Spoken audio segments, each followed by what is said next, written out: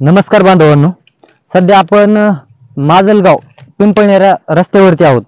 तर या ठिकाणी तुम्ही रस्त्याची अवस्था बघू शकता। तुम्ही 3 ते 4 वर्ष झाले रस्ता बनवून।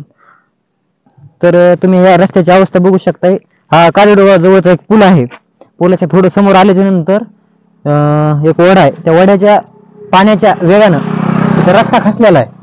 तर शासनाने याच्याकडे अजून लक्ष दिलेलं नाही।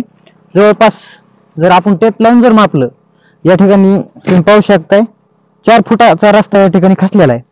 मग शासन वारंवार ज्यावेळेस या अशा घटनेमध्ये एखाद्या व्यक्तीचा मृत्यू पावल, त्याच वेळेस शासन त्यांना निधी देतो आणि त्यांचं सांत्वन करतो। म्हणजे कसं, म्हणजे मुळीच त्यांचा उद्देश त्या व्यक्तीचं कुटुंब सावरण्याचा नसतो, तर आपल्याला मतदान कसं मिळेल याकडे त्यांचा उद्देश असतो। तुम्ही जर पाहिलं तर या ठिकाणी खूप या झाडामुळे तुम्हाला दिसणार नाही भरपूर, परंतु खूप बिकट परिस्थिती आहे या रस्त्याची।